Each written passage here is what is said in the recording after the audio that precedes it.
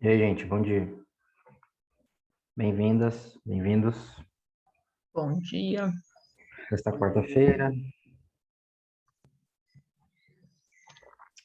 nosso terceiro encontro sobre modelos lineares. Tudo certo? Dormiram bem? Sonharam com linhas de regressão?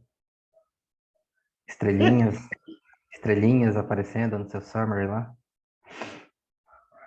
Tomara que Mas não. Mas as se sim, estrelinhas são um sonho mesmo, né? pois é. Mas se sim, não tem problema, tá? Tá tudo certo. Quer dizer que seu inconsciente está trabalhando pesadamente nisso. Ahn, alguém quer falar alguma coisa sobre o que a gente conversou até aqui? Uma pergunta, algum comentário, alguma observação?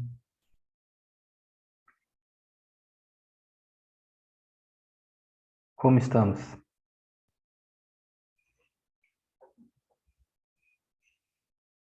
Não, até agora eu tô conseguindo absorver legal, Tá dando para acompanhar?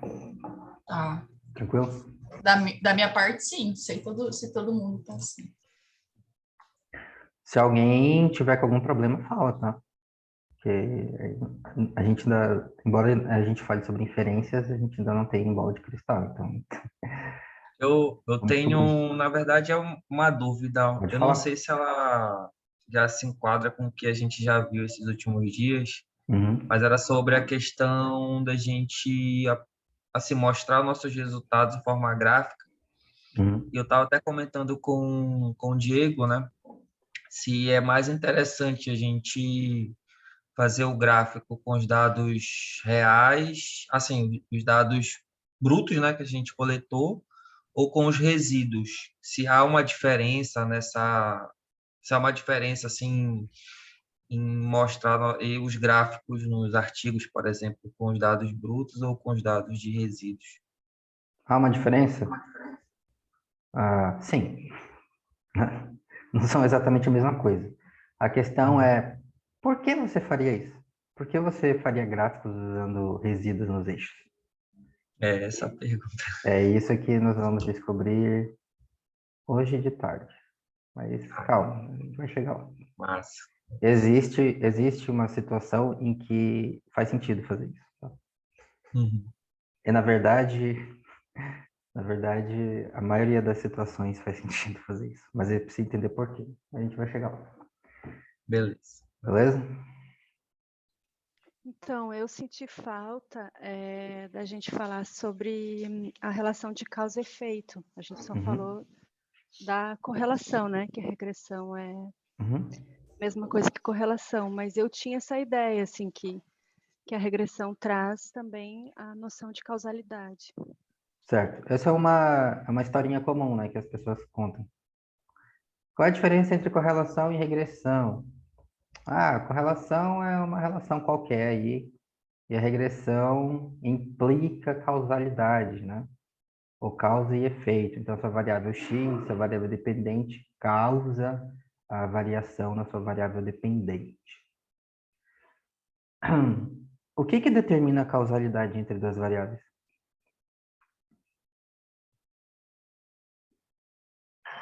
Pensa assim, ó. Você tem duas Quando variáveis. uma Você tem duas afeta a outra. variáveis. É, exatamente, mas vamos pensar assim. Você coletou dados de duas variáveis para investigar uma relação. Aí você pode calcular a correlação entre elas, correto? Vai dar um número lá, um resultado. Ou você pode fazer uma regressão entre elas, correto? Vai botar uma linha lá. O fato de você mudar o nome da análise faz a relação passar a ser ou deixar de ser causa e efeito?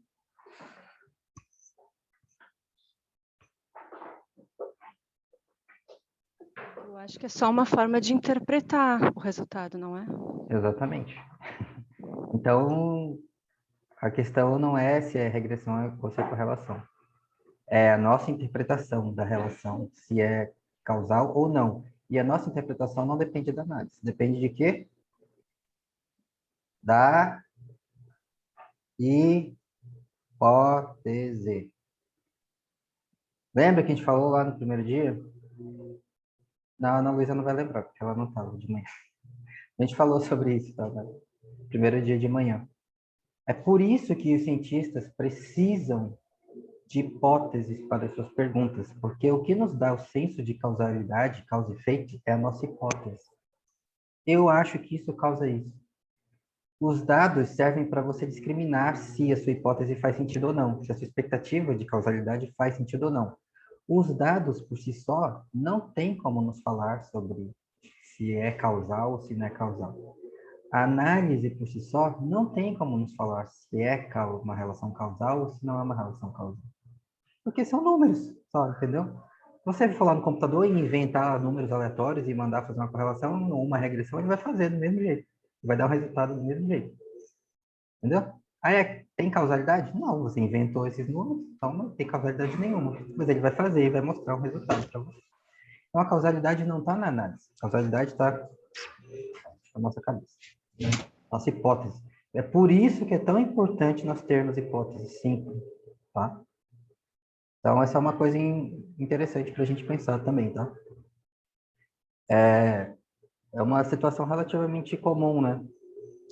Às vezes a pessoa não pensa muito a respeito dessa hipótese, e aí vai lá e coleta os dados, mede um monte de coisa, mede um monte de variável, aí, né, joga lá no R, faz tudo com tudo. De repente aparece uma estrelinha lá. Ah, olha, descobri alguma coisa. Agora interpreta isso. O que isso significa? Ah, sei lá. Por quê? Porque não tinha hipótese. Não tem hipótese e não sabe o que está procurando. Vocês já leram Alice no País das Maravilhas? Ela está tentando sair lá, voltar para casa, e ela encontrou um gato estranho, bizarro no meio do caminho. Aí o gato pergunta para ela, para onde você quer ir? Ela, não sei, eu tô perdida. Aí eu falo para ela, então tanto faz, qualquer caminho serve. E você não sabe o que você está procurando? Então tanto faz, tá? Por isso precisa ter hipótese. Assim que a ciência avança, discriminando entre hipóteses. E a causalidade faz parte da nossa hipótese, tá? Não é a análise. Vocês viram na prática que você consegue converter uma regressão em correlação simplesmente padronizando a variável, lembra? Né? Então, matematicamente, são a mesma coisa. Se mudar o nome da análise, não vai torná-la causal ou deixar de ser causal. Tá? É a nossa hipótese que diz. Beleza? E claro, um meio que cientistas desenvolveram ao longo da história para tentar identificar se uma relação é causal ou não. Como é que os cientistas fazem para saber isso? Quero saber se essa relação aqui é uma relação de causa e efeito ou não. Qual é a forma ideal que nós conhecemos para fazer isso? Faz o quê?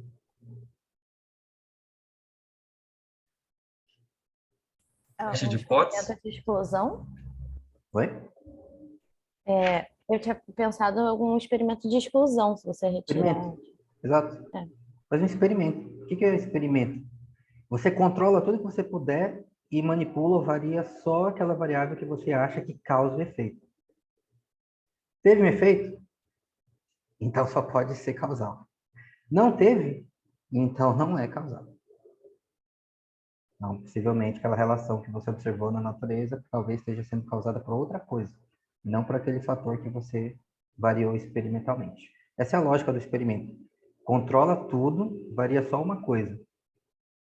Se tiver efeito, só pode ser aquilo, é a causa. Se não tiver, então não é. O problema é que no mundo real, há uma série de situações, não tem como você fazer isso, não. Vou fazer experimento com o planeta Terra para ver o que acontece. Como faz? N igual a 1, só tem o planeta Terra. E agora? É difícil, né? Aí, sei lá, geólogos querem estudar a evolução da paisagem, né? Faz um experimento aí para criar uma cordilheira. Não, não dá, é impossível. Os ecólogos querem entender o sistema na natureza. Então, o experimento serve para indicar causalidade, mas ele não vai te falar como é que é isso que ocorre na natureza, né? Esse é um efeito forte ou fraco em condições naturais. Aí o experimento não serve para isso. Eu quero saber como é na natureza, e não no laboratório.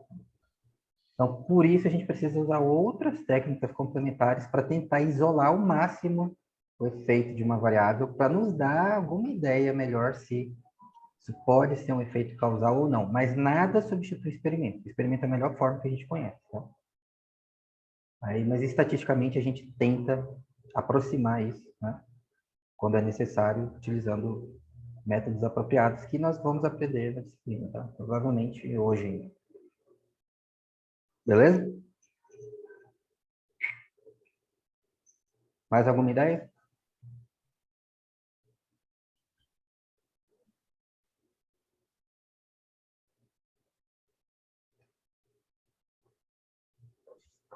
Não? Tudo certo? Então tá tudo certo. Então vamos, hoje de manhã, vamos conversar sobre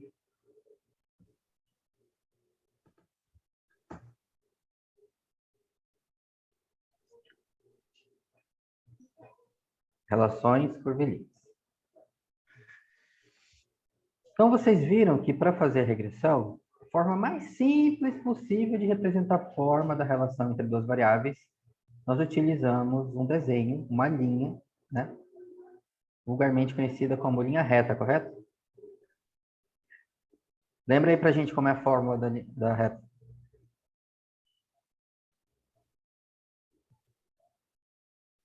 Lembra que ela tem uma fórmula que descreve exatamente a posição dela no gráfico? Qual é a fórmula? A mais B vezes X. A mais B vezes X. Lembra essa fórmula, tá? Olha no espelho e fica repetindo. A mais B vezes X. A mais B vezes X.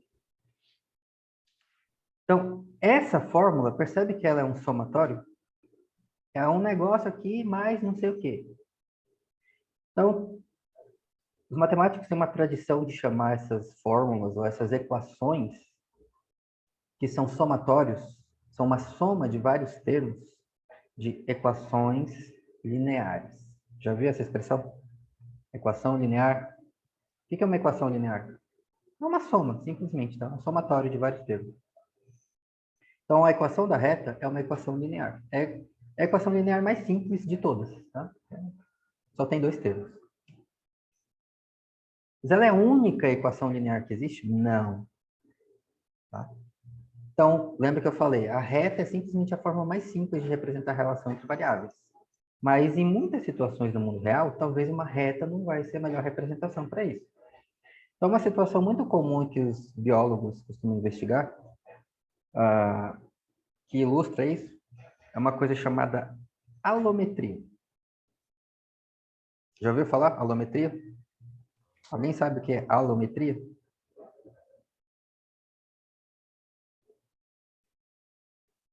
Alguém estuda alometria? Não me engana, engenheiros florestais, não me engana. Explica aí pra gente o que é alometria. Alometria é quando você usa uma característica para poder...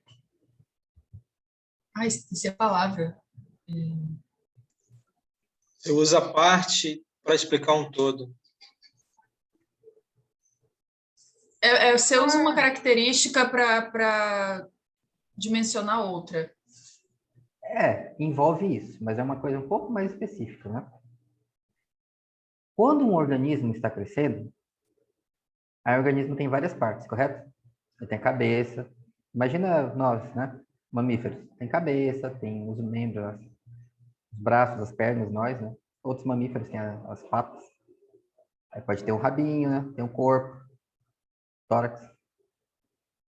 À medida que você cresce, as partes do corpo crescem juntas. Porém, geralmente, algumas partes crescem mais rápido que outras. Já percebeu isso? Então, lembra quando você era um bebê? Tem foto sua, bebezinho? Lembra que você tinha uma cabeçona para um corpo relativamente pequeno? A sua cabeça era desproporcional? É uma coisa horrorosa, né? Estranha. Imagina um ser humano adulto com as proporções de um bebê. É bizarro, né?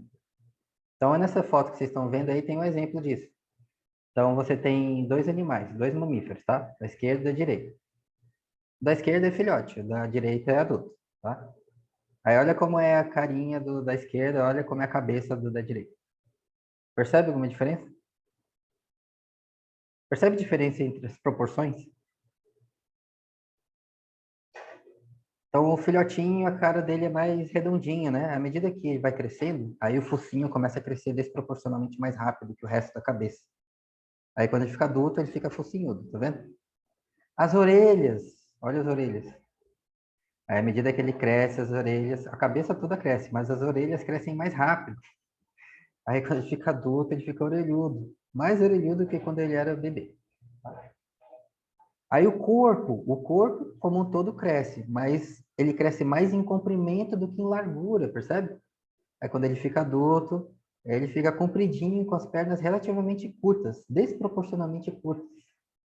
Aí, as pessoas olham para esse animal e dizem, olha, é uma salsichinha, né? Tá? Isso é alometria. São relações desproporcionais entre as partes. Normalmente, as partes do corpo de um organismo. Tá? Mas pode ser entre as partes de qualquer coisa, de forma mais geral. Tá? Então, muitas relações na natureza são desproporcionais. Tá? Outro exemplo. Dimorfismo sexual. Então, aí você tem um exemplo de 3 espécies diferentes de insetos, de besouros. Tá? Aí, aqui do lado esquerdo, você tem um par de fêmeas. E à direita, você tem um trio de machos. Que estão que têm diferentes tamanhos, percebe? Então, aqui do lado esquerdo, ó, são 2 fêmeas, uma menor e uma maior. Aqui nessa outra espécie, são 2 fêmeas aqui também, uma menor e uma maior. Aqui também, 2 fêmeas, uma maior, uma menor e uma maior. E do lado direito, você tem 3 machos de tamanhos diferentes, tá? Trios de machos de tamanhos diferentes. Aí essa coisa que você está vendo aqui, ó, na cabeça deles, o que é isso aqui? São as mandíbulas, correto? Então, compara agora o que acontece nas fêmeas com as mandíbulas do indivíduo menor para o indivíduo maior. E aí, olha os machos. O que acontece com as mandíbulas quando ele aumenta de tamanho? Do indivíduo menor para o indivíduo maior. O que acontece?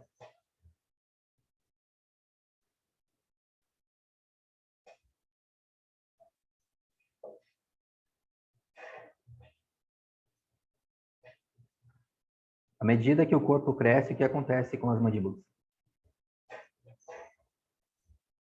Elas crescem também? Elas crescem junto, mas elas crescem de uma forma particular, né?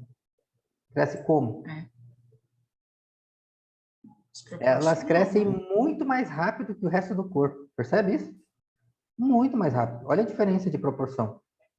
Olha esse bichinho aqui, ó. O macho menor. Você nem enxerga direito a mandíbula dele, tá vendo? Você nem consegue enxergar. Olha esse carinha aqui, ó. A mandíbula dele é maior que a cabeça já. Olha esse aqui, ó. A mandíbula dele é do tamanho do corpo inteiro, praticamente, tá? Isso ocorre em todas essas espécies, tá vendo? Todos eles. O tamanho das mandíbulas cresce mais rápido que o resto do corpo. Então, os machos maiores têm mandíbulas desproporcionalmente grandes. Esse é outro exemplo de alometria. Biólogos, por que isso acontece?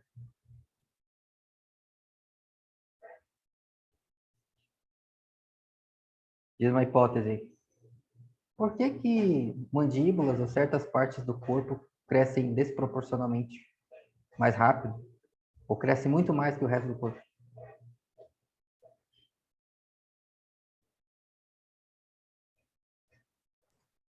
Ele tem que se defender para sobreviver? Nesse caso específico, essa é uma hipótese mais suportada, né? Tem a ver com a defesa entre aspas. Tem mais especificamente a ver com o quê? Com seleção sexual. Já ouviu falar nisso? Então, os machos competem fortemente por fêmeas. Competem como? Eles brigam. Brigam usando o quê? As mandíbulas. Então, normalmente, eles não morrem, né? Um não mata o outro. Mas eles ficam digladiando lá com as mandíbulas até que um derruba o outro, aí o que for derrubado primeiro desiste e vai embora. Aí o que consegue derrubar ganha. Normalmente, quem consegue derrubar é quem tem as mandíbulas maiores. Então, uma hipótese para explicar isso é que seleção favorece o crescimento desproporcional de estruturas que são muito necessárias para a reprodução. Seleção sexual. Competição entre machos por parceiros reprodutivos. Tá? Então, se você fizer um gráfico Vamos fazer um gráfico agora para ver essa relação. Comprimento da mandíbula no eixo vertical, comprimento do corpo no eixo horizontal. Como deve ficar esse gráfico? Ele fica tipo isso. Então, esse gráfico aqui é de um trabalho real, tá? Esse Romit aqui, colaboradores, 2015. Então, aqui no eixo horizontal você tem uma medida do comprimento corporal do besouro. Essa sigla estranha aqui é comprimento do élitro. Lembrando que élitro é a asa, né? Essa carapaça que tem sobre as asas dos besouros. Então, eles usaram isso como uma medida do comprimento corporal, tá? Em milímetros. E aqui no eixo vertical você tem o comprimento da mandíbula, em milímetros também. Então, nota que quanto maior o comprimento do corpo, quanto maior o comprimento do élitro do besouro, maior tende a ser as mandíbulas. Porém, no começo, para os indivíduos menores, ela cresce de um jeito, tá vendo? À medida que ele vai ficando maior, as mandíbulas começam a crescer mais rápido que o resto do corpo, percebe? Então, quando você olha para o gráfico, dá essa impressão de uma curva, percebe? Parece que o foguete está decolando, né? O avião está alçando o voo. Como é que a gente faz para representar uma curva? Várias formas. Aí eles optaram pela forma mais simples possível. Você pega a curva e quebra ela. Percebe? Quebra ela em 2 pedaços. Em cada pedaço você desenha uma reta. Aí é o que eles fizeram aqui, ó. Faz uma reta nesse pedaço aqui, faz uma reta nesse outro pedaço aqui. As 2 retas têm inclinações diferentes, correto? É uma curva. Aí você junta as 2. Pronto. Temos uma curva. Só que esse é um jeito bem grosseiro de fazer uma curva, concorda? Pega 2 retas e cola uma na outra. Concorda que seria melhor se nós realmente pudéssemos desenhar uma curva nesse gráfico do que fazer 2 retas para fingir que é uma curva? Então a pergunta é: tem como eu desenhar uma curva utilizando uma equação linear, uma equação do tipo daquela que a gente já conhece, mais simples possível, como a equação da reta? É possível? Como faz isso? Transformar em expoente, elevar. Como descrever curvas? 5 minutos para vocês pensarem. Como eu posso fazer?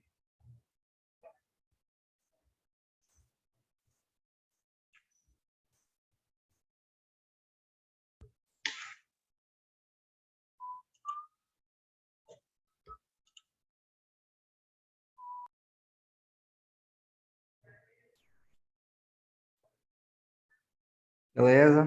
Voltamos.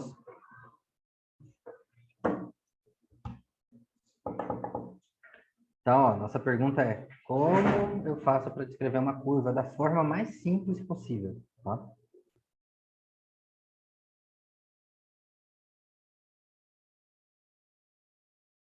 Vamos descobrir. Então, imagina que você tem um gráfico, uma relação curvilínea, um tipo de relação relativamente comum, tá? Na biologia, na ecologia, nas ciências ambientais. Uma curva como isso aí, ó. Você tem sua variável dependente y, sua variável independente x, cada ponto no gráfico é uma unidade amostral. E aí você tem uma tendência, né? Olha, em geral parece que quanto maior x, maior tende a ser o y. Mas nota que no começo a mudança é relativamente pequena. E à medida que o x aumenta, a taxa de mudança no y fica cada vez maior. Maior, maior, maior. E isso nos dá essa sensação de curva, né? Então, posso fazer uma regressão e enfiar uma reta nesse gráfico aí? Pode. Como vai ficar? Mais ou menos assim, né? Então, dá para fazer isso? Dá. Só que é uma aproximação um pouco grosseira, concorda? Seria melhor se a gente pudesse realmente representar essa tendência curvilínea ao invés de usar uma reta, né? Que tipo de curva eu poderia desenhar aqui para representar essa tendência? Talvez algo mais parecido com isso. Faz sentido? Né? Parece que pega essa ideia de que muda pouco no começo e à medida que o x aumenta, vai mudando cada vez mais rápido, né? Essa aí é uma das curvas mais comuns que existe na biologia, tá? Como chama esse tipo de curva? Exponencial. Não. É parente próximo. Mas não é Logaritmo? exponencial. Também não. É parente, mas também não é. Potência, potencial. Potência. É. Exatamente. Isso é uma curva de potência. Lembra desse nome? Potência? O que é potência? É não sei o que elevado a não sei o que lá. Lembra que vocês pegaram os resíduos e eleva ao quadrado. O que é isso? Potência. Tá? Qual é a fórmula da curva de potência?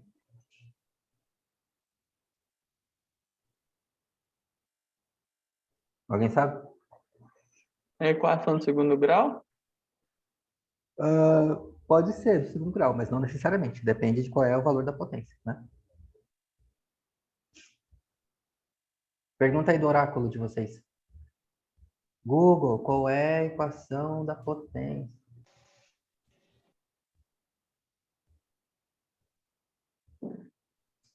Y igual a vezes x elevado a b. Exatamente. Y igual a vezes x elevado a b. Essa é a equação mais simples para representar uma curva.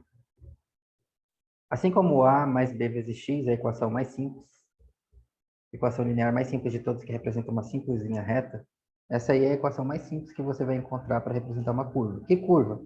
Esse tipo de curva aí. Nós chamamos de curva de potência. Tá?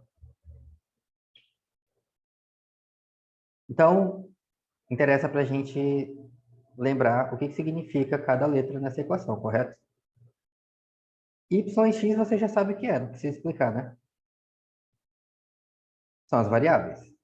E A e B é o quê?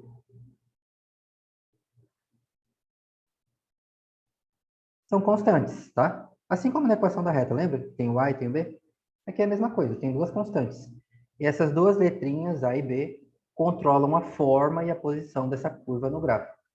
Assim como o A e B da reta controlam a posição da reta no gráfico, tá? Tem exatamente a mesma função. Porém, a interpretação deles não é exatamente a mesma, porque aqui não é uma reta, é uma curva. Mas a função deles é a mesma. Descrever exatamente qual é a posição da curva, da linha no gráfico, tá? Uma curva com essa forma aí. Beleza? Pergunta. Esta equação é uma equação linear?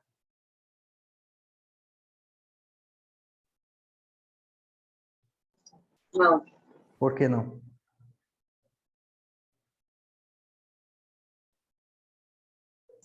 Porque ela faz curva.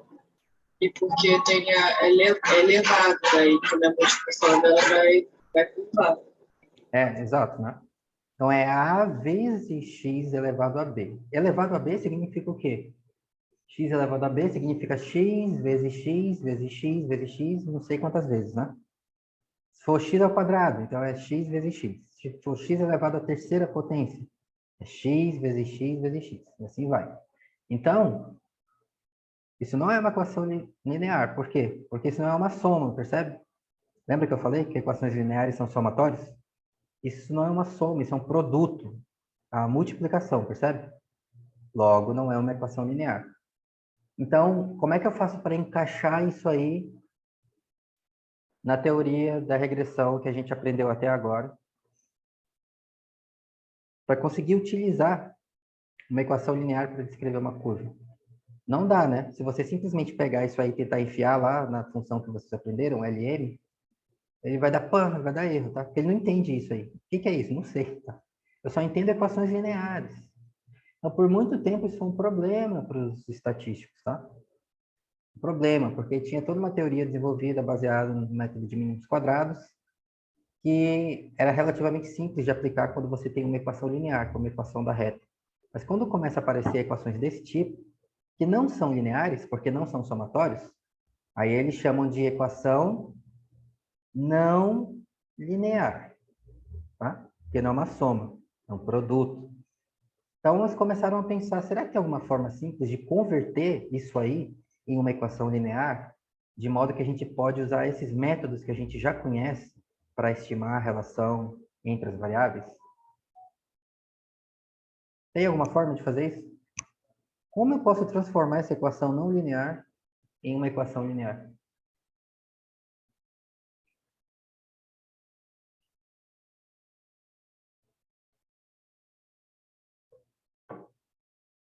Alguém tem uma ideia? Transformando ela em logaritmo? Por quê? Hum, No caso, o B ele passaria a ser não mais um. Ele seria a base do logarítmico, não é? Uma coisa assim. Ele Hum, passaria.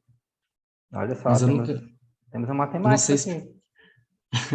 eu não sei explicar tão bem assim isso, mas ó, no caso, o B não seria mais Uhum. Eu um vou dar, mas expoente. o caminho é esse aí mesmo, tá? Uhum.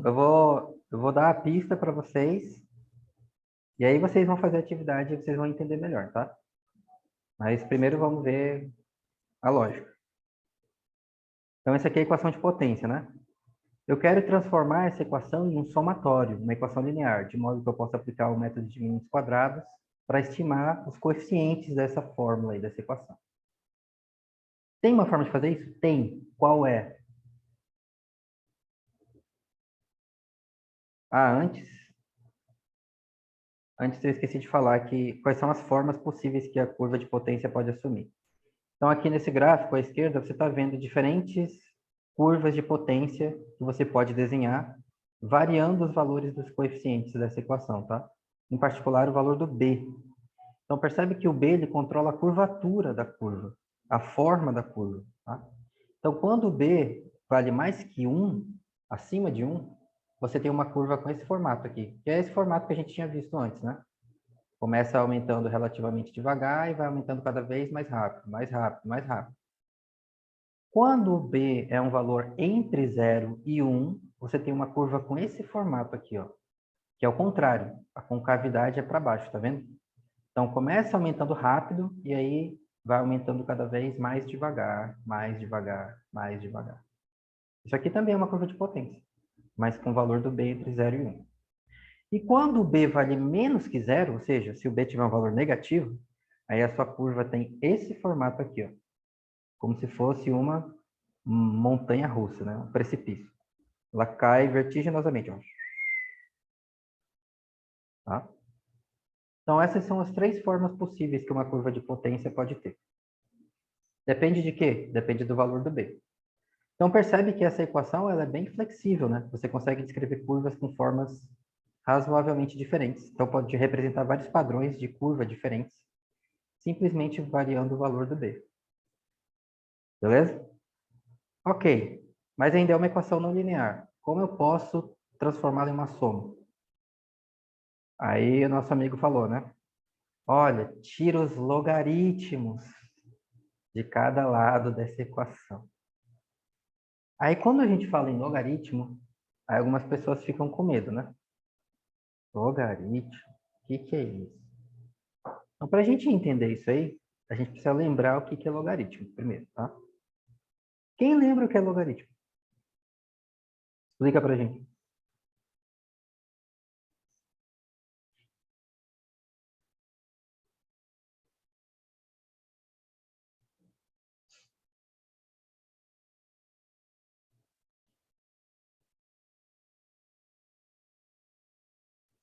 Me dá um exemplo de logaritmo do mundo real. Um exemplo que você conhece. Crescimento de bactéria é o Crescimento, único que eu consigo ver.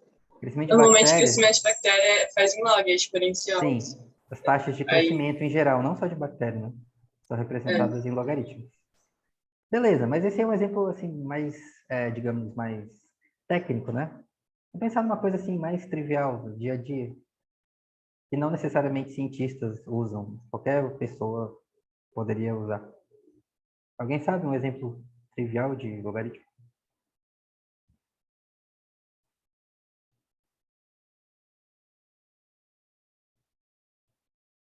Todo mundo sabe o que é pH? Já ouviu falar pH? Sabe? Sim. O que é pH? Acidez, é isso? A medida de acidez, né? Você tem lá no sabonete, né? Ele fala, esse sabonete aqui tem pH não sei quanto, lembra? pH neutro, né? Quanto é um pH neutro? 7. 7, correto? Quanto é um pH ácido?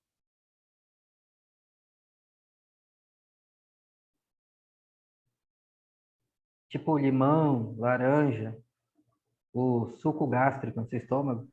Quanto que é o Menor pH, que mais ou menos? 7. São valores baixos, né? Menores que 7. O que é um pH básico? Maior que 7. Acima de 7. Maior que 7, né? Por exemplo, banana verde. Já comeu banana verde? É básico, né?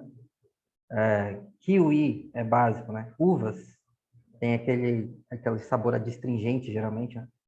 É básico. Então, lembra que o pH é uma medida de acidez que varia em uma escala, correto? Qual é a escala de variação do pH?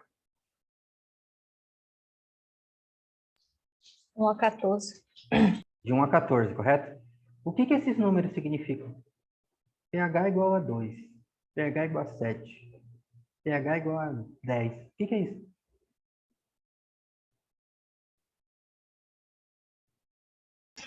É a intensidade da solução. Mas o que exatamente esse número significa? A diminuição. Concentração, né? Do Concentração de soluto na quê? solução. Do Concentração soluto de na quê? solução. Que soluto? Alumínio. Alumínio? Íons. Qual íon? Ah, Ou hidrogênio. É 26. Prótons, né? Hidrogênio, lembra? Lembra que pH significa potencial hidrogeniônico? É a concentração de prótons, ou de íons de hidrogênio que tem numa solução, tá? Então, ó, cadê? Deixa eu encontrar aqui. Vou escrever aqui para ficar mais fácil, para todo mundo enxergar, tá?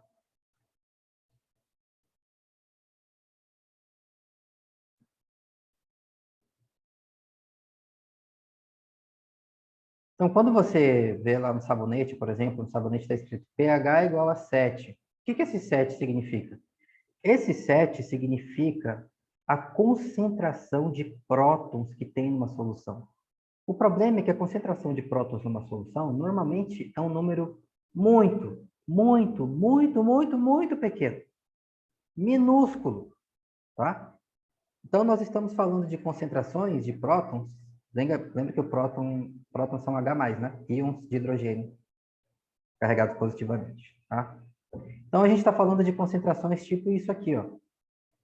10 elevado a menos 2, tá? A gente está falando de concentrações muito, muito baixas, tipo isso, ó. 10 elevado a menos 2, ou 10 elevado a menos 4, ou 10 elevado a menos 7, tá? Então, quando os químicos olham para essas concentrações, eles pensam, nossa, mas esses são números tão pequenos, vamos colocá-los em uma escala que é mais fácil de a gente interpretar, para a gente não ter que ficar falando 10 elevado a menos 2, a menos 4, porque 10 elevado a menos 7 é a mesma coisa que o quê?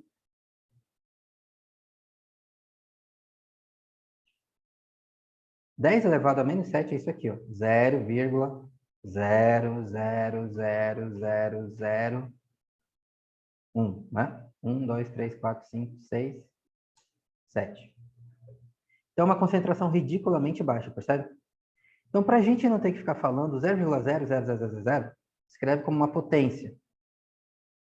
Ah, então agora está vendo que os números que são as potências, que esse número que eleva ao 10 aqui, tá vendo?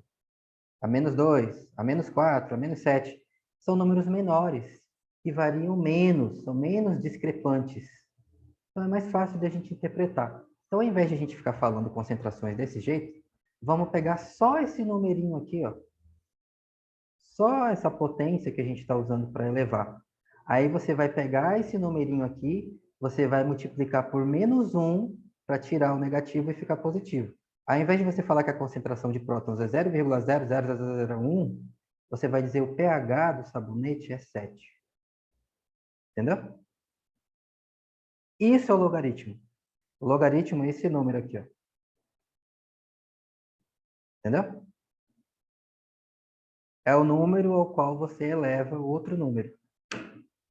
Por que que as pessoas usam isso? Porque números muito discrepantes em uma escala qualquer são menos discrepantes em escala logarítmica. Então, se é um número muito baixo, como concentração de prótons, ele não vai parecer tão minúsculo assim. Se for um número muito gigantesco, ele não vai parecer tão gigantesco assim, fica numa escala mais simples, mais fácil de assimilar.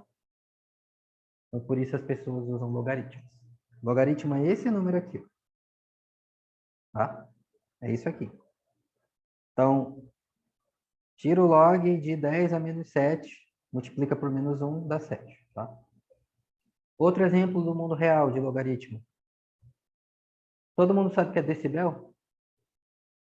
Já ouviu falar de decibel? Sim. Medir a intensidade do som, né? Quando você está usando o celular, tem um botãozinho no seu celular que controla o volume, né? Que aparece uma barrinha de volume. Aumenta o volume, diminui o volume. Ou no seu computador tem uma barra de volume, né? Essa barra está medindo o quê? Os decibéis. O que é decibel? É o log da potência do som. Porque potências também são valores extremamente baixos, extremamente discrepantes, assim como a concentração de prótons numa solução. Então, para ele não te mostrar o valor exato da potência, que é um número minúsculo, ele te mostra o quê? O log da potência, que nós chamamos de decibel. Aí, essa barrinha que você vê aumentar e diminuir é o log da potência, são os decibéis do som. E assim você consegue controlar facilmente a intensidade, o volume que você está ouvindo no seu fone, no seu computador ou no seu celular. Tá? Então, é para isso que servem logaritmos, tá? O logaritmo tira números que estão numa escala muito discrepante e coloca eles numa escala mais simples, tá? De entender. Beleza? Então, voltando agora para a nossa curva de potência. Como eu posso converter a equação de potência em uma equação linear? Tiro os logaritmos de cada lado da equação. Então, log de y é log de y, tá? Agora, log de a vezes x elevado a b, o que acontece? Quando você tem um produto, uma multiplicação, quando você tira o log disso, multiplicações viram somas, né? Então, ó, log de y igual a log de a vezes x elevado a b. Log de a vezes x elevado a b é a mesma coisa que log de a mais log de x elevado a b. Por quê? Essa é uma regra matemática, tá? Toda vez que você tem um produto entre dois valores, dois números, quando você tira o log disso, é a mesma coisa que somar os logs de cada termo. Então, log de uma multiplicação, a vezes x elevado a b, é a mesma coisa que log de a mais log de x elevado a b. Então, percebe que agora nós convertemos uma multiplicação em uma soma. Beleza? Por último, log de x elevado a b. Quando você tira o log de uma potência, o que acontece? Alguém falou aí antes já, né? Quem falou?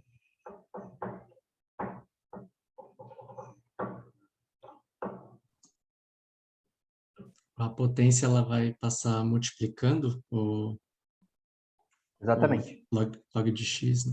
Então, o log do produto vira uma soma. O log da potência vira um produto. Então, esse Bzinho que você está vendo aqui em cima, ele sai daqui e passa multiplicando lá na frente. Então, a sua equação vira isso. Log de x elevado a b é a mesma coisa que b vezes log de x. Ah, meu Deus, essas regras matemáticas, eu olhei isso muito tempo atrás, eu não lembro mais nada. Não tem problema. Tá? Não se preocupa com essas operações em log. Por que eu estou mostrando isso para você? Porque agora você pode olhar para essa equação que a gente chegou e agora você pode perceber que ela está mais familiar, concorda? Olha para a equação onde a gente chegou. O que isso parece? Te lembra alguma coisa? Parece o A quê? equação da reta. A equação da reta, percebe? log de y é igual a log de a mais b vezes log de x. Qual é a diferença? É que agora as suas variáveis estão em escala logarítmica, tá? Então, a gente consegue converter uma equação de potência em uma reta usando logaritmos. Como? Passando as variáveis da escala original para a escala de log, escala logarítmica. Mas na prática, o que isso significa? Se eu realmente passar variáveis de escala original para a escala log, o que acontece? Vamos descobrir. Então, é exatamente isso que vocês vão fazer agora. Vocês vão criar variáveis, vão criar uma relação entre duas variáveis, usando a equação de potência, e aí você vai gerar uma curva. Exatamente curvas do tipo que a gente acabou de olhar. Aí brinca com os valores do A e do B para você ver o que acontece com a sua curva. Como a forma dela muda. Faz isso algumas vezes, beleza. Se eu pegar essa curva e botar em escala log, o que acontece? Aí você vai fazer isso e vai ver o que acontece com a sua curva. Aí no fim você vai fazer uma regressão, vai olhar o resultado e vai interpretar o resultado. Beleza?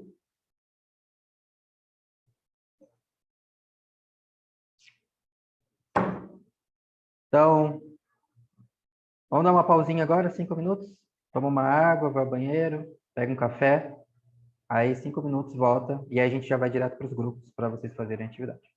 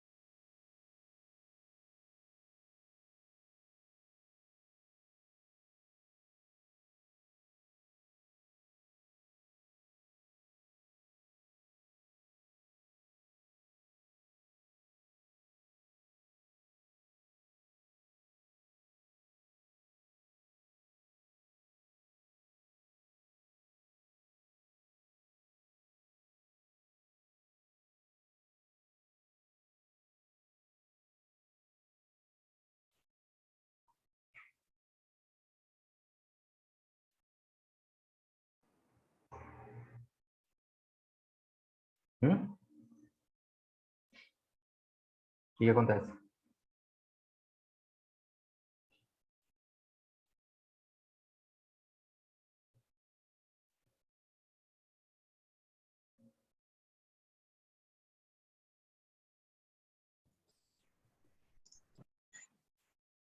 Tá mudo? Hã? Ah, tá. A curva vira uma reta. A curva vira uma reta. Por que a curva vira uma reta? Bruxaria. Porque em escala log, valores discrepantes não são tão discrepantes assim. Lembra que eu falei? Lembra do pH? Lembra dos decibéis? São números muito pequenos ou muito grandes. Quando você coloca em escala logarítmica, aí você está olhando para os expoentes do número, aí a discrepância entre os valores diminui. Porém, os valores mais discrepantes ficam menos discrepantes ainda que os demais. Então, acontece isso aqui, ó. Quando você tem uma curva desse tipo, uma tendência desse tipo, joga isso em escala logarítmica, ele faz isso aqui, ó. Ele pega os valores muito grandes e empurra eles para baixo. Porém, os valores mais altos são mais puxados, são puxados com mais força para baixo do que os demais, do que os valores menores. Então, quando você olha isso aqui em escala log, aí vira uma reta, entendeu? Então, essa é a mágica dos logaritmos, tá? Em escala log, uma curva é uma reta. Uma curva de potência é uma reta. Tá, e daí? E daí que agora você pode usar o método de mínimos quadrados, a regressão que a gente aprendeu ontem, lembra? Você pode utilizá-la para medir relações que são curvas, sem precisar usar uma equação não linear. Você pode usar a equação da reta. Porque agora você sabe que se você colocar as variáveis em escala log, você está automaticamente medindo uma curva de potência. Entendeu? Então, isso é muito útil para a gente, porque é uma forma relativamente simples de representar curvas. Então, quando as pessoas falam, quando a gente fala, né, regressão normalmente a gente pensa em linha reta, mas agora você viu aí na prática que regressão linear não é só para reta. Você consegue descrever curvas também utilizando uma equação, uma simples equação linear, a equação da reta, tá? Essa é simplesmente a curva mais simples de todas, a curva de potência. Dá para fazer outras curvas? Dá. Com outras formas mais complexas que essa, sim, que podem ser úteis em situações específicas. Dependendo da sua pergunta, dependendo da hipótese que você tem, né? Pode ser útil. Então, biólogos, ecólogos, cientistas ambientais usam direto isso aí, tá? E, Ah, Pedro, Oi, pode falar. essa tomada de decisão de escolher a escala logarítmica e a escala assim convencional, isso depende muito do que tu encontrou de resultado de acordo com a tua hipótese. Depende Aí da sua hipótese tu, totalmente, né? aí tipo, tu faz uma análise exploratória e tu observa que a relação não é tão linear como tu esperava. Uhum. A transformar essas escalas para log seria uma alternativa, Sim. mas aí Normalmente, eu normalmente é isso tentaria que a gente faz, né? Eu tentaria a reta ou a curva? Como você faz para decidir? Aí tem critérios objetivos que ajudam a gente a decidir isso e logo mais a gente vai fazer um exercício que vocês vão comparar diferentes equações para ver qual representa melhor o padrão observado. Mas, independentemente de qualquer critério desse tipo, é a coisa mais simples e que eu já falei para vocês, sempre faz. Sempre faz o quê? Um gráfico. Porque quando você olha o gráfico, entendeu? É óbvio, você vai perceber. Isso aqui não é uma reta, é uma curva. Então, por que você vai enfiar uma reta lá? Você já sabe que não vai ser muito bom, concorda? Uhum. Então, sempre olha o gráfico, tá? Aí é muito Beleza. fácil decidir. E uma coisa que as pessoas costumam pensar também, ou ter alguma dúvida sobre isso, quando a gente fala sobre essa questão de transformação de variável, né? Logaritmia, tá? Às vezes você pode pensar assim, tá, mas eu não estou manipulando os dados, né? Eu estou manipulando os dados, eu estou transformando isso em uma outra coisa que não é realidade.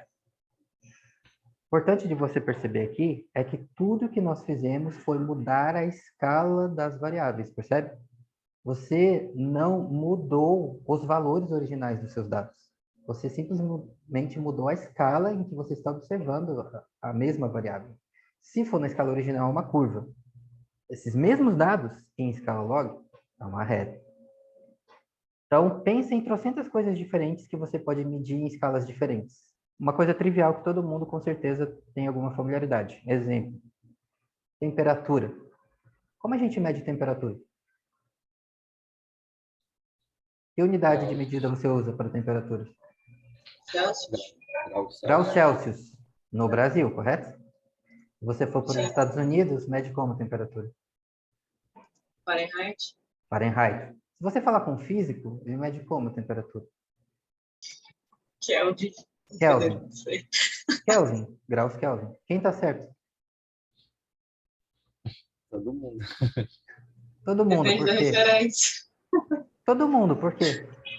Porque são simplesmente escalas de referência diferentes. Estão medindo a mesma coisa. Quantidade de energia cinética na molécula, tá?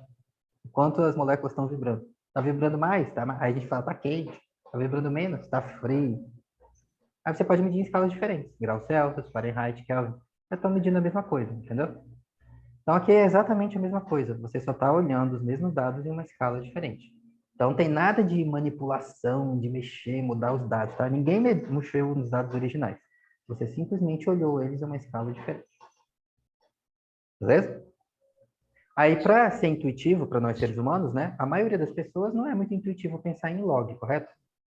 Essas medidas mais comuns que as pessoas lembram de log, pH, decibéis que eu falei. Mas, em geral, eu falo para você, a abundância da abacaba é log de 3. O que é isso? Sei lá o que é isso. Não é muito intuitivo para a maioria das pessoas. Beleza, não tem problema. É só um artifício que vocês viram que dá para usar para representar uma curva. Para você interpretar isso biologicamente no mundo real de uma forma mais simples, é só você fazer o quê? Sai da escala log, volta para a escala original. Que aí você interpreta facilmente as variáveis na escala original que elas foram medidas. Beleza? 5 minutos? Aí volta aí para a gente ver mais que outras curvas a gente consegue desenhar utilizando a equação linear. Pedro, rapidinho, Diga, posso perguntar? pode falar. Não, é só porque eu já tive que usar transformação log, e aí tu perde um pouco a relação numérica, porque, por exemplo, antes do log eu não conseguia nem ver os meus pontos de tão discrepantes que eram. Uhum. Aí tá, ok, consigo ver, mas eu perco a noção daquele número ali, eu não consigo interpretar o número, por causa que ele... Daquele número, você está falando desse valor muito discrepante? O número que passa a ser transformado para log, tu Uhum. perde a... Como é que eu vou dizer? A noção numérica, né? Ele se transforma em log, tu não consegue mais relacionar o que é aquele número. É, Entende? é o que eu acabei de falar, né? Interpretar logs É, não é muito intuitivo para a maioria das pessoas. Por isso, sim. como eu disse, esse é um artifício que você viu na prática que pode utilizar para desenhar curvas usando equação linear. Mas se você quer uma interpretação intuitiva da relação, você não vai olhar ela em log, entendeu? Olha na escala original. Mas Tá? aí eu nem conseguia entender, entende? Porque era tão discrepante que ficava um bolinho de Então, é pontos. nesses casos, existem situações específicas que pode ser mais útil você olhar a relação em escala logarítmica do que na escala original. Por exemplo, quando você tem uma discrepância tão grande desse tipo, que você não consegue enxergar a relação porque a relação está num punhado de pontos, né? Que é muito diferente de... Tem um, dois pontos lá perdido e a maioria dos pontos você não consegue visualizar bem, né? Eles ficam muito distantes.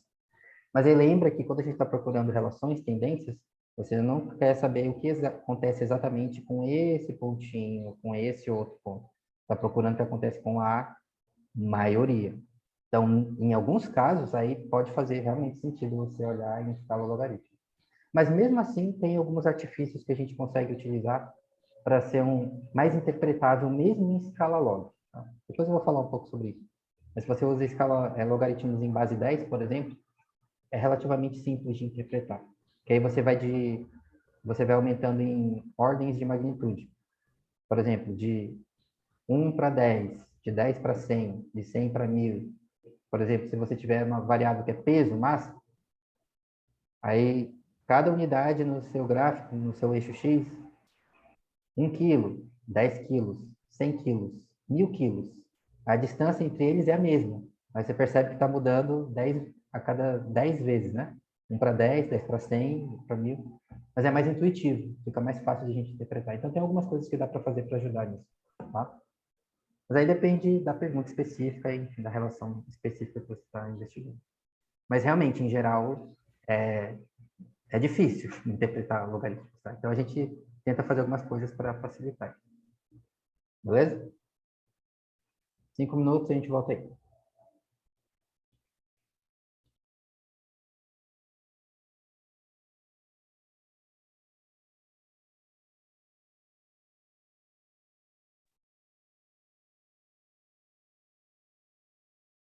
Voltamos. Voltamos para as nossas curvas.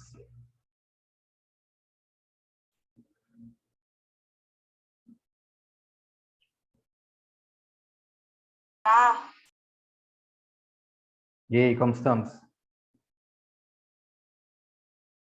Tranquilo? fazendo curvas na sua cabeça?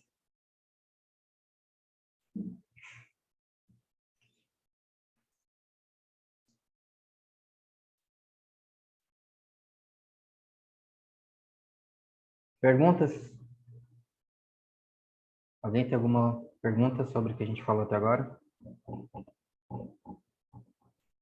Como transformar uma curva em uma reta?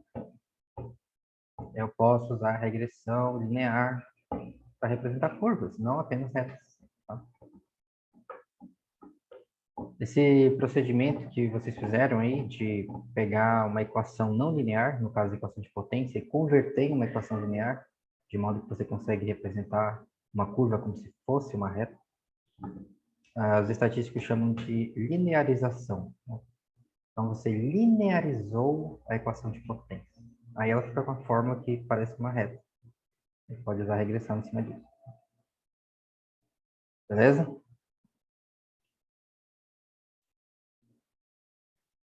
Então, ó, é isso aqui que o log faz, né? Pega valores discrepantes e puxa eles, né? Quanto mais discrepante, mais fortemente ele é puxado, aí a escala log não é tão discrepante assim. Então, as curvas ficam com a aparência de uma reta, tá? Pedro, eu tenho uma dúvida. Diga. Mais sobre uma questão assim, de interpretação, porque eu penso que talvez esteja muito associado com a tua hipótese, sacou? Sim. Porque, tipo, se tu tem uma hipótese de que, sei lá, uma relação alométrica e quando tu lineariza a parada, tipo, é difícil tu falar o quanto muda em função, quanto a variável resposta muda em função de x, se na verdade ela muda a partir de determinado, muda mais a partir de determinado ponto. Exatamente. Então, essa é a coisa importante, né? Que o Diego falou. Vocês percebem que a reta tem uma inclinação constante, correto? Uma reta nada mais é que uma curva com uma inclinação constante. Então, você olha no começo da reta, a inclinação é uma. Você olha no meio da reta, a inclinação é a mesma. Você olha no fim da reta, a inclinação é a mesma, né? É só um valor de b. É quantas unidades o y muda por unidade de x. Quando você olha para uma curva, o que acontece com a inclinação? A inclinação muda ao longo do x, percebe? No começo a inclinação é pequena. Aí vai aumentando, aumentando, aumentando, aumentando, e quando chega aqui, ó, a inclinação é muito maior, né? Então, essa é uma característica das curvas, tá? A inclinação delas não é constante. Logo, você não consegue representar a inclinação com um único número, porque não tem só uma, tem várias. Tá? Então, o que que o B na equação de potência representa? O que que o B aí dessa equação representa, lembra? Agora ele não está mais falando qual é a inclinação, porque não tem só uma, tem várias. Então, o B está falando o que agora? Ele está falando isso aqui, ó.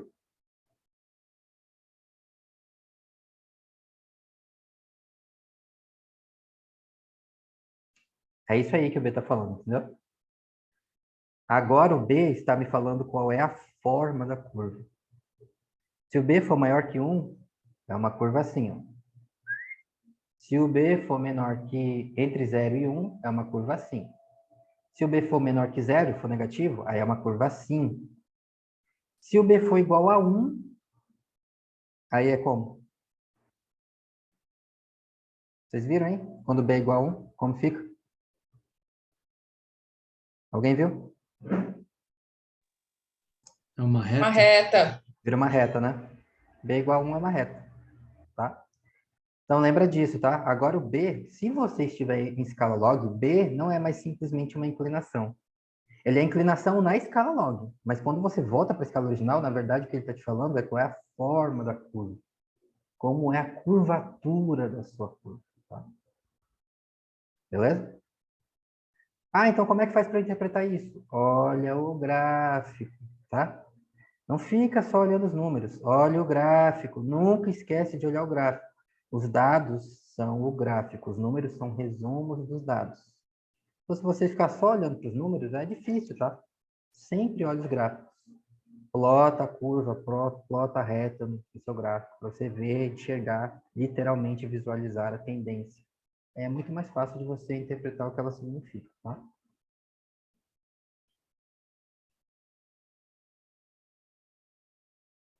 Podemos fazer outras curvas usando a equação linear? Podemos. Como?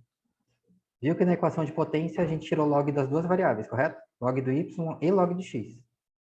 Mas a gente também pode usar log de apenas uma das duas variáveis, ou só log do y ou log do x, para também representar curvas, dependendo de qual variável contribui mais para a curvatura da relação que você está vendo. Então, olha, por exemplo, aqui esse gráfico da esquerda. Lembra uma curva para vocês? Parece, né? Ó, no começo aqui do x muda pouco, né? Aí quanto maior o x, mais rápido vai mudando. Mais rápido, mais rápido. Onde os valores são mais discrepantes aí? Ao longo do eixo x ou ao longo do eixo y? X. X ou y?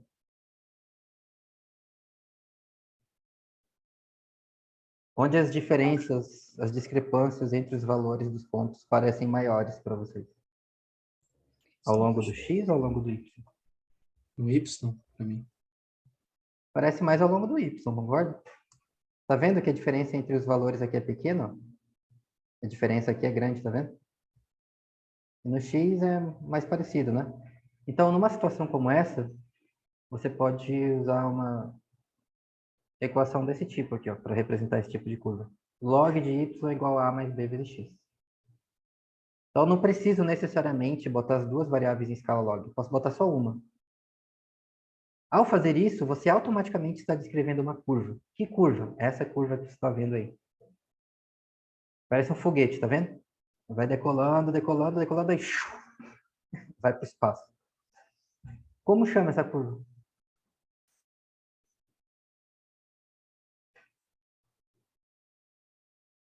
Alguém sabe o nome?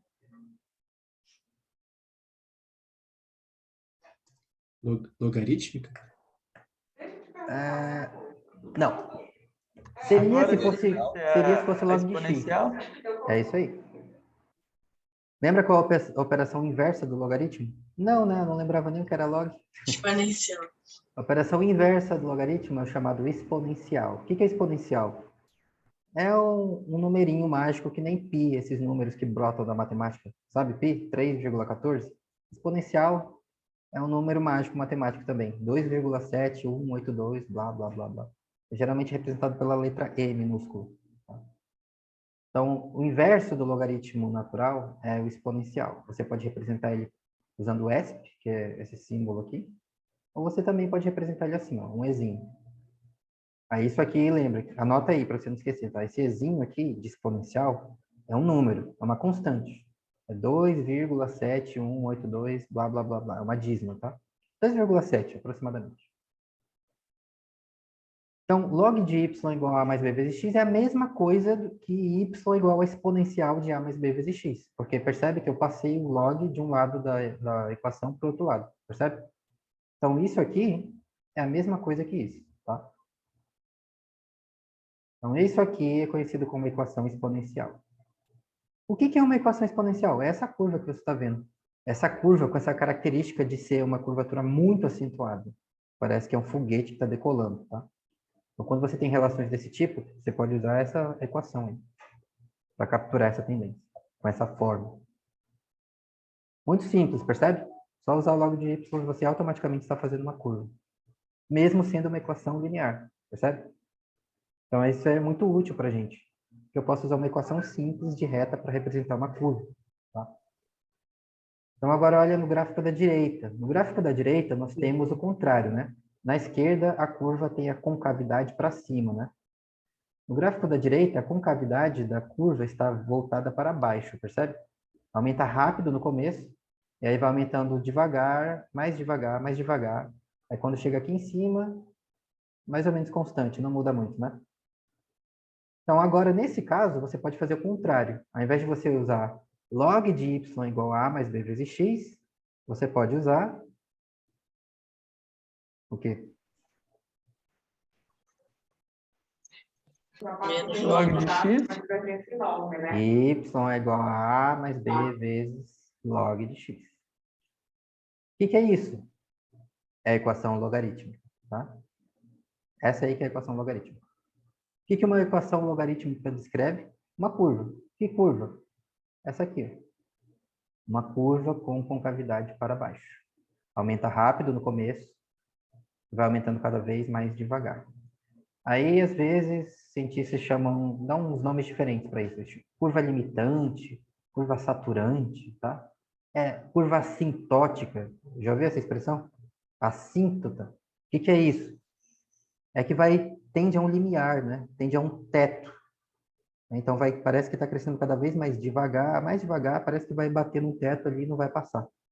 Então, são relações desse tipo. Esse tipo de relação aí é muito comum na microbiologia, né? Você pega uma cultura de bactérias, por exemplo, e vai adicionando nutrientes para ela crescer. Aí ela começa a crescer mais rápido, mais rápido, mais rápido. Só que existe um limite fisiológico, né? Que o organismo consegue assimilar os nutrientes e converter isso em crescimento. Quando chega nesse limite, você pode continuar dando comida para ela, que ela não vai crescer mais. Né? Não cabe mais.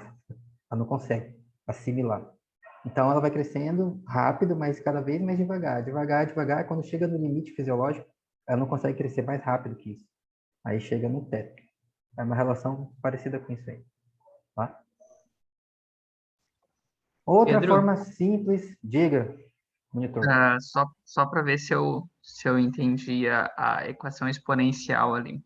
A gente está usando exponencial porque a gente não pode fazer o log do y, é isso? Log do y é a mesma coisa que exponencial. Tá, mas para fins, tipo, para fins do R e tal, a gente não usa o log do y, a gente usa exponencial. Mas por que que a gente usa exponencial? A gente vai chegar já já nisso. Para você estimar Ah, a tá. relação usando a regressão, você vai usar exponencial? Isso. Não. Por que não? Não. Olha para a equação exponencial. Olha aí a equação exponencial. Isso é uma equação linear? Não. Por quê? Porque é uma potência, percebe? Exatamente. E elevado a mais b vezes x, isso não é uma soma, é uma potência. Então, não é uma equação linear. Para eu aplicar a regressão e descrever essa curva, eu preciso converter isso em uma equação linear, correto? Então, você vai usar o quê? Log Vai de usar y. o log de novo. Exatamente. Então, essa é a lógica, Entendi. tá? Para você estimar a relação, é o log. Para você desenhar a curva, a exponencial. Entendeu? A gente vai já fazer isso aí no exercício.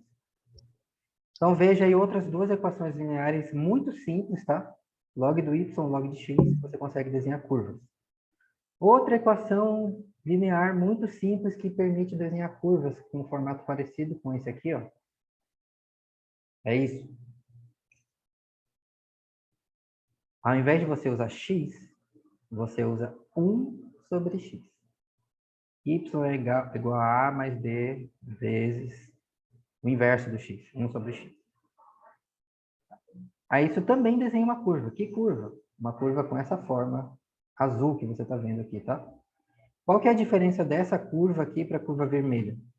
Percebe que a curvatura dela é mais acentuada? Ela chega mais rápido no teto, tá vendo?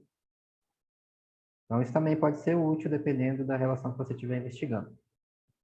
Aí os estatísticos costumam chamar esse tipo de equação aí de equação racional. Por que racional? Porque é uma razão, né? Você está usando 1 dividido por x. Uma razão, uma divisão. Então, por isso, equação racional. Então, aí você tem 3 equações lineares e as 3 descrevem curvas. Então, percebe quão flexível a equação linear é? Você consegue descrever curvas com várias formas diferentes? Não precisa ser uma reta. Então, quando as pessoas falam equação linear, regressão linear, às vezes as pessoas pensam linear significa porque é uma linha reta. Não é. É porque linear significa um somatório. Você pode descrever curvas usando equações lineares. Tá? Exemplo, tudo isso aí que vocês acabaram de ver. Aí, eu vou ter que decorar tudo isso? Não, tá? Você usa caso a caso. Se você precisar, agora você sabe que dá para fazer. Tá? Simples. Beleza? Então, todas essas relações que a gente olhou até agora, elas têm uma característica em comum. Qual é? as duas variáveis estão mudando no mesmo sentido, percebe? X aumenta, o Y aumenta, né?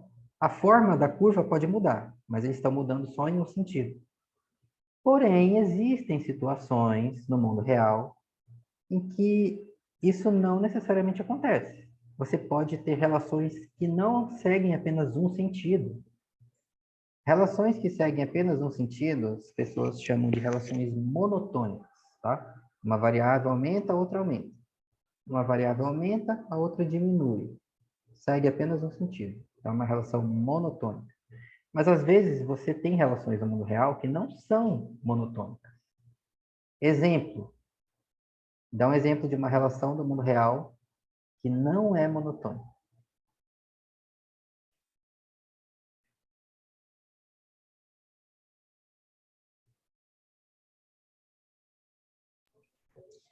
Temperatura e fotossíntese.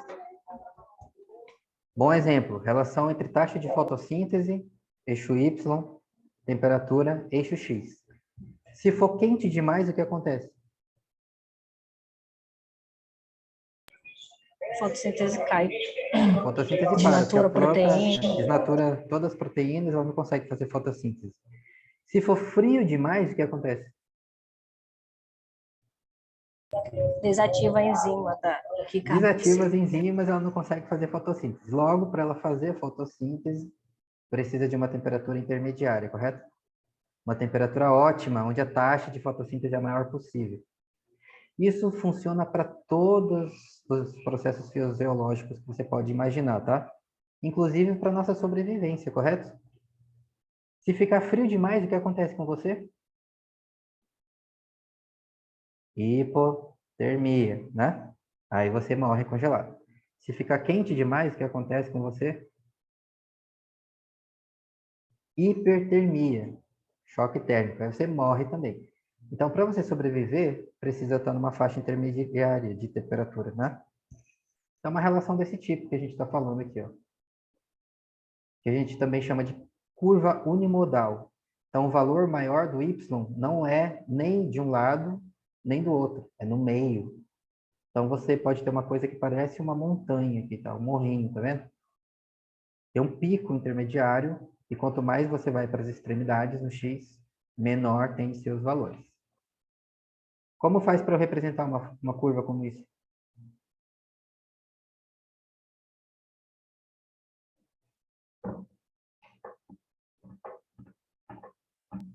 Uma hipérbole ou aquela outra? Quase. Aquela outra qual? Parábola. Parábola, né? polinomial? Exatamente. A polinômio. A Ah, parábola, que essa polinomial. curva aqui, todo mundo já viu essa curva na vida, né? Alguma vez?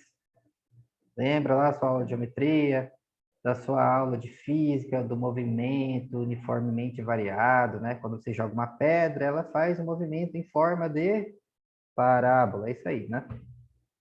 Qual é a equação da parábola? Aí já está querendo demais, correto? Uma A equação de equação segundo grau? é uma equação de segundo grau. Ela é muito parecida com a equação da reta, só tem uma diferença, qual é?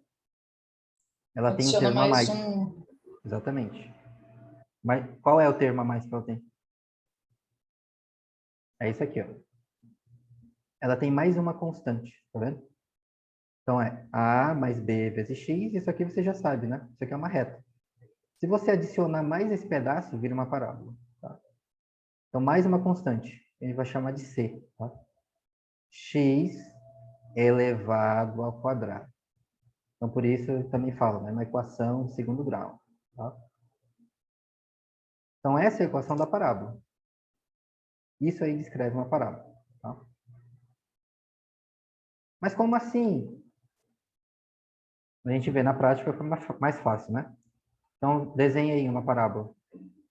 Cria diferentes parábolas mudando os valores das constantes.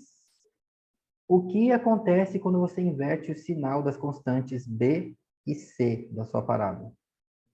Então, cria uma variável x aí, que você já tem. Vocês já fizeram, já criaram a variável x, né? Agora você vai criar uma variável y usando essa equação aqui, ó, a equação da parábola, tá? Aí mexe nos valores do A, do B e do C para você ver o que acontece com a sua parábola. E mexe no sinal das constantes para ver o que acontece com a sua parábola. 5 minutos aí para você ver o que acontece.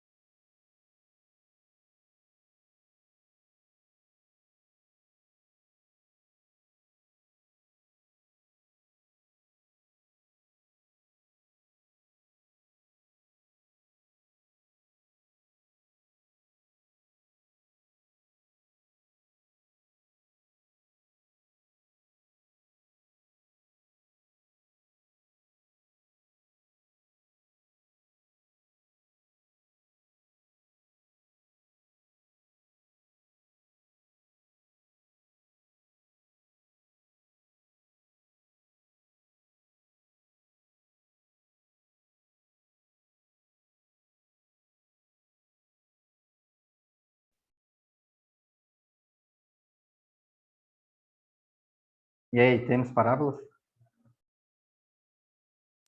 Sim, que acontece quando você muda o sinal? muda o sentido. Muda o sentido como? Ela estava para baixo e fica para cima. A concavidade, né? Muda de sentido, né? Então, Isso.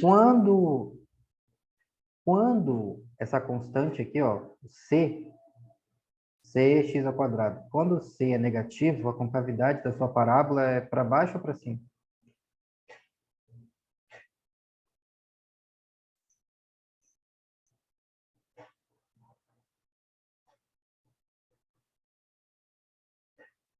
Para baixo. Cima? Para baixo.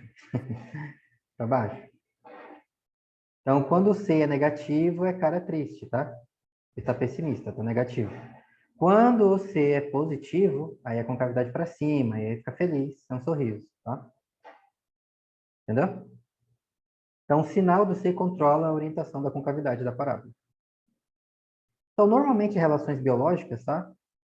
Tem o C negativo. Por quê? Porque são relações desse tipo, que você tem um pico, né? Tem uma coisa que acontece mais no meio e acontece menos nas extremidades. Existem situações em que relações biológicas que você vai ter uma parábola com concavidade para cima também, mas são menos comuns, tá? Beleza? Então, todo mundo viu aí o que acontece, né? Viu que essa equação linear simples descreve uma parábola. Então, agora vocês provaram que isso é uma parábola mesmo. Tranquilo? Alguma pergunta sobre isso? Todo mundo viu o que acontece quando muda o sinal? Simples, né? Então, agora você tem mais uma equação linear para o seu arsenal para descrever curvas usando uma equação linear. Simples como essa, tá? 5 minutos. E aí volta aí para a gente colocar tudo que a gente viu hoje em prática no mundo real.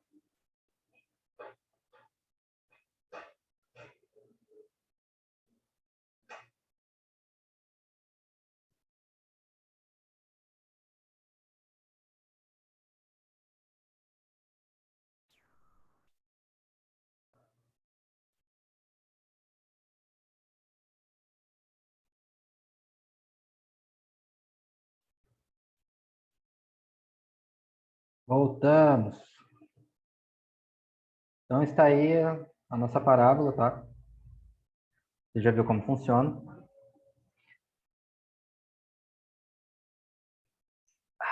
Às vezes, você não vai encontrar parábolas bonitinhas como essa no mundo real, tá? Às vezes você vai encontrar uma coisa mais parecida com isso. Como se a sua parábola tivesse uma cintura, né? Então, você tem valores maiores do y em valores intermediários do x, porém, você tem uma subida mais íngreme aqui, ó, um pico mais bem definido, né? Então, é útil para a gente também saber se tem alguma forma de eu pegar essa parábola aqui, ó. Tá vendo que a parábola ela tem uma curvatura parecida ao longo de toda a sua extensão, né? Será que tem alguma forma de eu pegar essa parábola e afinar a cintura dela para descrever melhor quando eu tenho uma curva desse tipo? Esse tipo de curva aqui, quem gosta muito dessas curvas aqui são os ecólogos, né? Vocês já viram os livros de ecologia, teoria do nicho, essas coisas? O nicho das espécies, né? Sobrevivência, reprodução. Aí, normalmente eles botam uma figura que tem uma curva tipo isso aí, né? Parece uma montanhazinha, assim. Como é que faz para descrever uma curva desse tipo? Se você tentar enfiar uma parábola aqui na marra, o que vai acontecer? Vai ficar alguma coisa assim, né? Então percebe que vai ficar um pedaço sobrando de cada lado. Tá vendo? Não encaixa muito bem, né? Ele não consegue pegar essa cinturinha que você tem mais fina aqui na base desse pico. Então a parábola vai ser uma representação meio grosseira disso aí.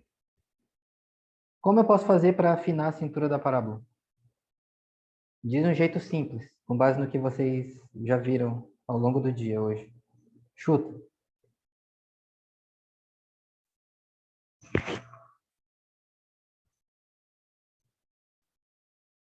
Log? Log! Exatamente. Log de quê? Log do y. Se você pegar a equação de uma parábola e colocar a variável y em escala logarítmica, a sua parábola ganha uma cintura. E ela vira uma curva com esse formato. Como chama esse tipo de curva? diferentes nomes, tá? Mas um nome popular para ela é curva gaussiana. Por quê? Por causa do Gauss, tá?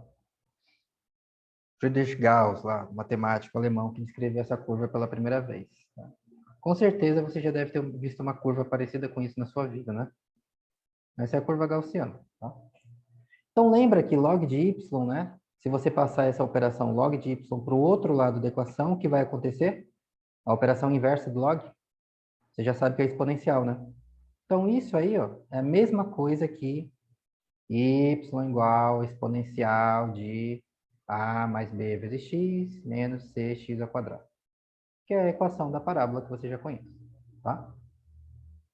Então, com esse simples truque, você consegue pegar a parábola e afinar a cintura, e agora você tem mais uma curva para representar tendências no seu gráfico, caso você encontre uma relação parecida com isso.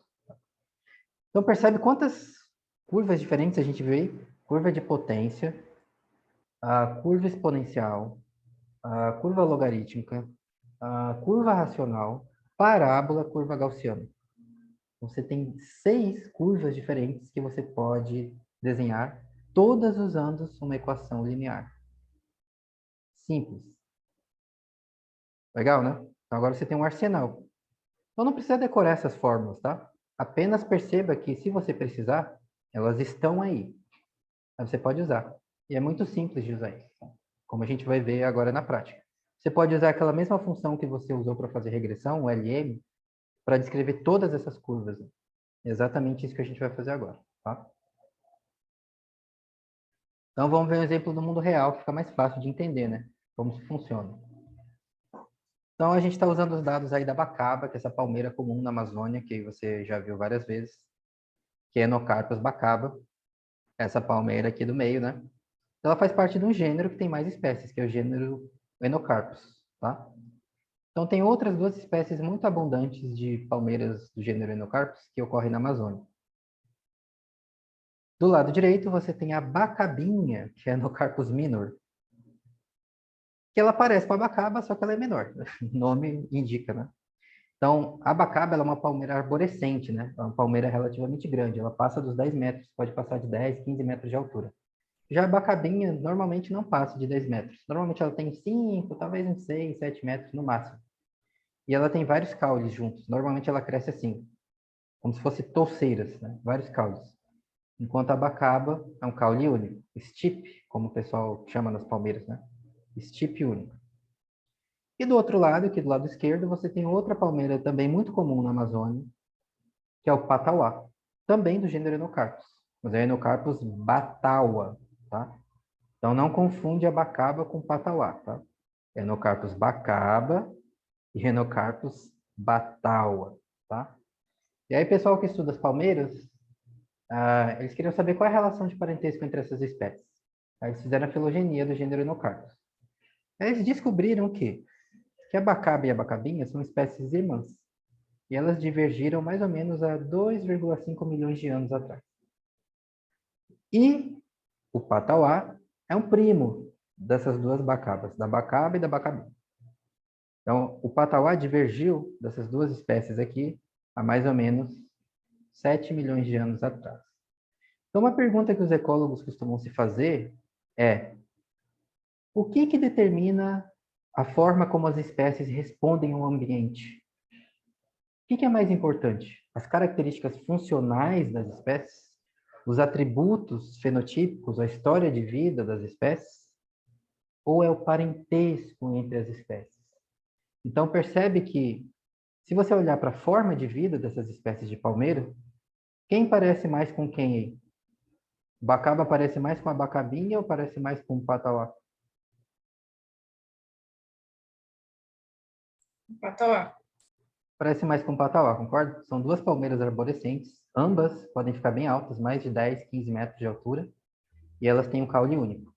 Agora, se você pensar no parentesco, quem é mais próximo? Bacaba e a bacabinha. Então, o que é mais importante para prever a forma como elas respondem à variação ambiental? A bacaba parece mais com o patauá ou parece mais com a bacabinha? Então, agora você vai descobrir. Como? usando os dados que você tem coletados dessas espécies de palmeiras na reserva Drude, tá?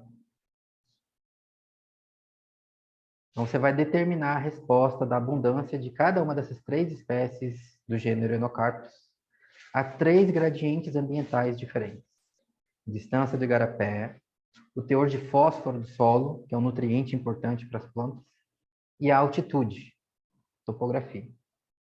Aí você vai comparar as respostas de cada uma dessas espécies a cada um dessas 3 variáveis ambientais. E aí você vai ver. Quem parece mais com quem? As espécies que têm a forma de crescimento parecida ou as espécies que são mais proximamente aparentadas? Tá?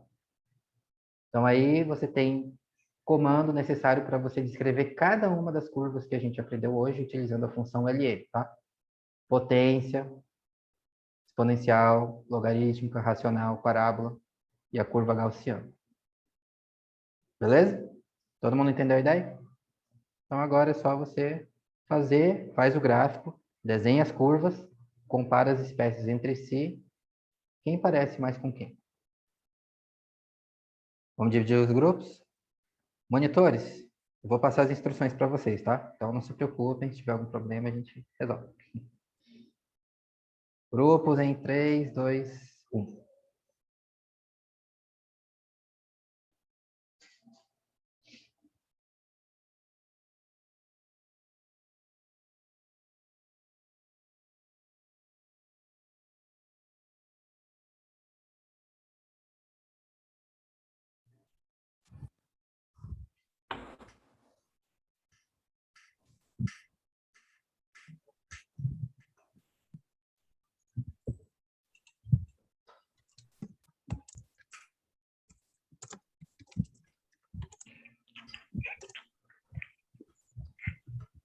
E aí, o que aconteceu? Aconteceu que eu não terminei. Acabou E o eu ATP. também não terminei. Acabou.